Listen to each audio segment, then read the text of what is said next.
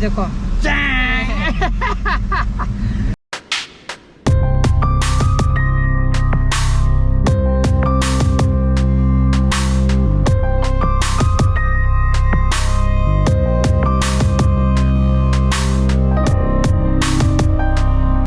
guys, welcome back to my channel. मैं video खाली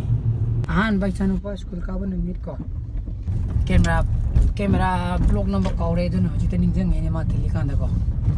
मदो phone ले यावनि फोन नम्बे दनि क्लास 7 कारे मा हंत दन ngasi हान का बन मिनि नांग ngasi ga hayenga hangchi ka je pung baru ma khaya tha duri muni pan dei na 12:30 ko ade di monday de ke di 1:30 da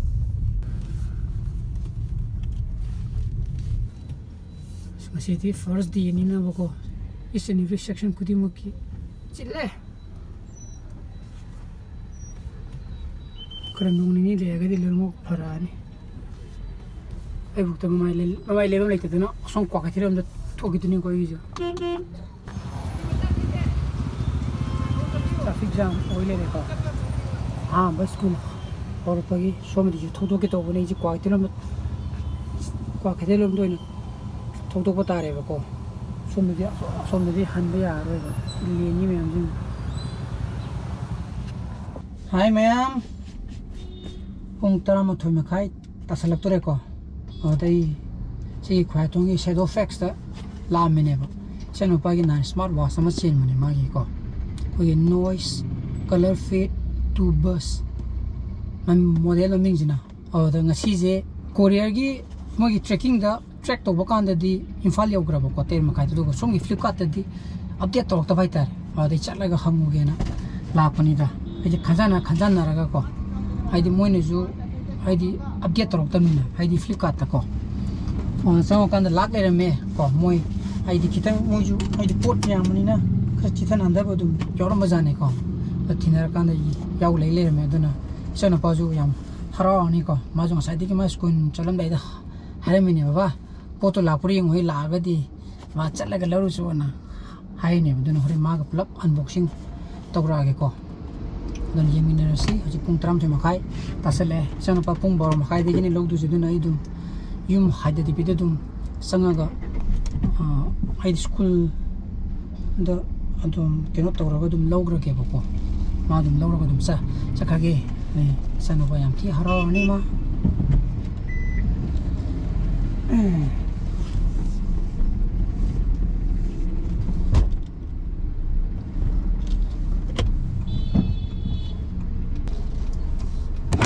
chilli है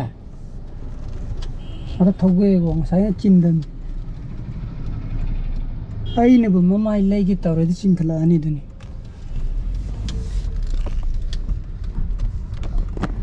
तंगा बीगो है हम तो थोगी क्या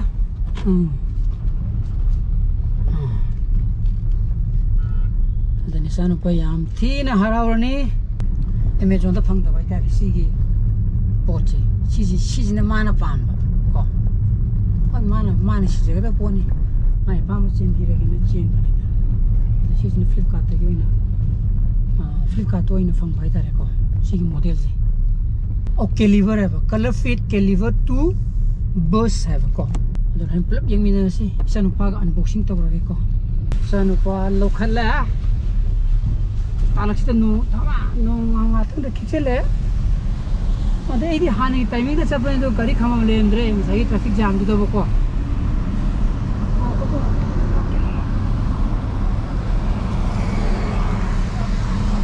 अदुनी देखो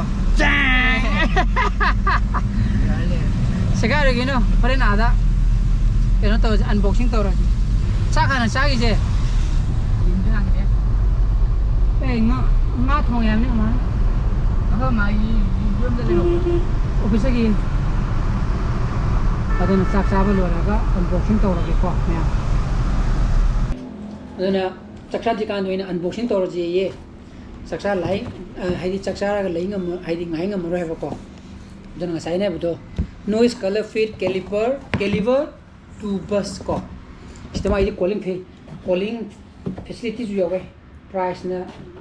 लिसिंग नि को दि येंग जी मैम यरम द्रो Flipkart charity yom de tare ko to sile ko sijini ko ma'am color fit caliber to bus size hang dong ko sijini ko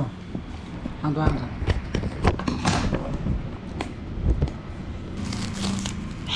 oi ni hang dong ko me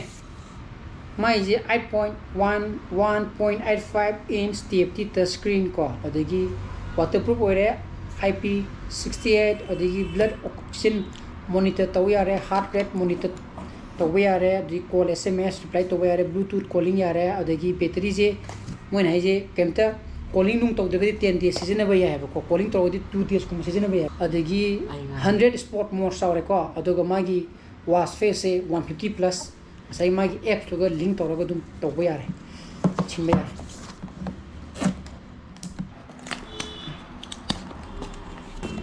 Teng sile re magi ka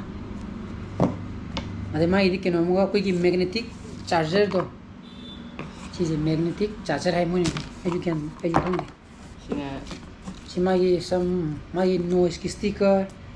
warranty card sina magi manual chiri do jar hanga ma hang do ni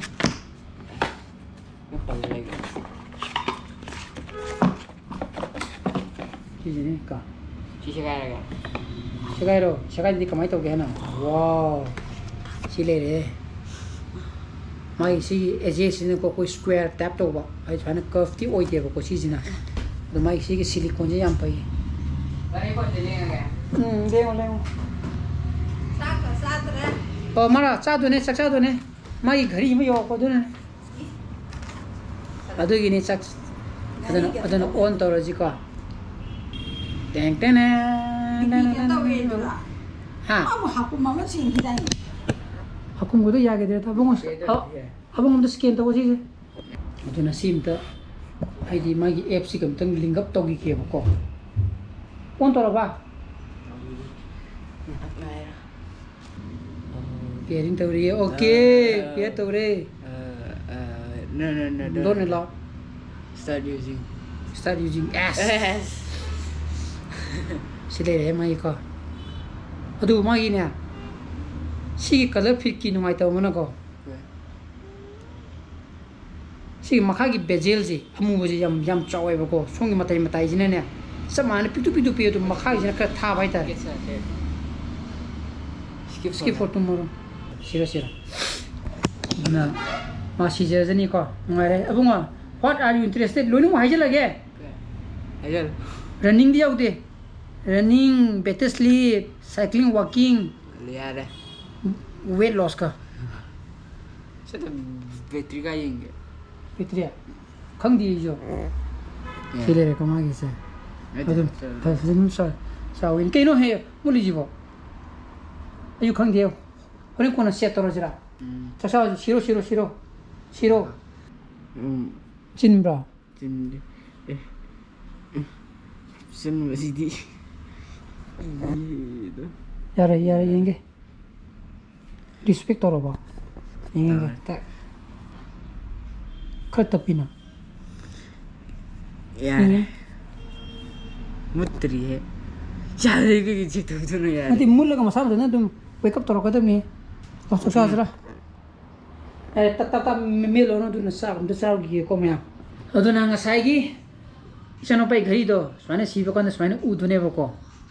ado ai khudang ji na pik panera pik ti pe ko adi plus sigi dal ji ju magi display ju sidi 1.85 inch ne ba ko pai je aduna angon ri khara chaurap swane u re ko khudang ji haidi ghari mai je aduna TFT screen ni aduna mtang mai keno je mtang set of here ko swane u ga ba ko ha tak sidanga le ba ko somdo ulapa kan de mam gi bai ta aduna to sidanga le to sijine ba ko swane ghari mai je aduna chije Flipkart ta 1999 da phang ye ba ko swane taw gi jare sine bhai na khajara ko hane yam samna aduna ꯑꯗꯒꯤ calling ꯅꯨꯡ ꯀꯝꯇ ꯁꯤꯖꯤꯟꯅꯗ꯭ꯔꯒꯗꯤ 10 days ꯑꯗꯨꯝ ꯆꯠꯂꯦꯅ ꯃꯥꯒꯤ battery ꯕꯦꯀꯞꯁꯦ ꯑꯗꯣ call ꯅꯨꯡ ꯇꯧꯔꯒꯅ 2 days ꯀꯨꯝꯕ ꯆꯠꯂꯦꯅ ꯍꯥꯏꯌꯦꯕꯀꯣ ꯍꯥꯏꯗꯤ ꯑꯩꯅꯁꯨ ꯃꯣꯏꯒꯤ ꯑꯇꯣꯞꯄ ꯁꯨꯃꯥꯏꯅ ꯁ꯭ꯃꯥꯔꯠ ꯋꯥꯠꯆꯇ ꯔꯤꯚ꯭ꯌꯨ ꯇꯧꯕ ꯀꯥꯡꯕꯨ ꯌꯨꯇ꯭ꯌꯨꯕꯔ ꯀꯥꯡꯕꯨꯗ ꯍꯥꯏꯗꯤ ꯅꯩꯅꯕ ꯀꯥꯟꯗꯁꯨ ꯑꯗꯨꯅ ꯌꯥꯝ ꯐꯔꯦ ꯃꯥꯒꯤ ꯉꯁꯥꯏꯒꯤ ꯄꯩꯁꯥꯁꯤꯒ ꯑꯗꯒꯤ ꯄꯤꯔꯤꯕ ꯍꯥꯏꯗꯤ ꯐꯪꯉꯤꯕ ꯄꯣꯠꯀꯤ ꯃꯥꯒꯤ ꯐꯤꯆꯔꯁꯤꯒꯗꯤꯀꯣ ꯑꯗꯨꯅ ꯏꯆꯥꯅꯨꯄꯥꯅꯤꯅ ꯃꯥꯒꯤꯁꯤꯗ ꯑꯩꯅ ꯁ꯭ꯀ꯭ꯔꯤꯟ ꯒꯥꯔꯗ ꯑꯃꯁꯨ ꯆꯦꯟꯕꯤꯒꯦ ꯃꯗꯨꯃꯒ ꯅꯞꯁꯤꯟꯕꯤꯒꯦ ꯃꯗꯨ ꯅꯞꯄꯒꯗꯤ ꯈꯔꯁꯨ ꯈꯣꯠꯄꯁꯨ ꯈꯔꯁꯨ ꯐꯔꯅꯦꯕꯀꯣ ꯁꯤꯁꯤꯅꯤ ꯇꯥꯛ ꯇꯥꯛ ꯑꯗꯨꯅꯤ ꯃꯌꯥꯝ ꯑꯗꯨꯅ ꯑꯩ ꯉꯁꯤꯒꯤ ꯕ꯭ꯂꯣꯒꯗꯤ ꯃꯇꯥꯡꯗ ꯂꯣꯏꯁꯤꯟꯖꯔꯒꯦ ꯑꯩ ꯕ꯭ꯂꯣꯒꯁꯤ ꯄꯥꯝꯕ ꯊꯣꯛꯑꯒꯗꯤ ꯂꯥꯏꯛ ꯇꯧꯕꯤꯔꯝꯃꯣ ꯁꯤꯌꯔ ꯇꯧꯕꯤꯌꯣ ꯑꯅꯧꯕ ꯚ꯭ꯌꯨꯋꯔꯁ ꯑꯣꯏꯕꯤꯔꯒꯅ ꯁꯕꯁꯀ꯭ꯔꯥꯏꯕ ꯇꯧꯕꯤꯔꯝꯃꯣꯀꯣ ꯅꯨꯡꯁꯤꯅꯕꯁꯨ ꯂꯩꯕꯤꯌꯣ so please be safe and be healthy bye bye good night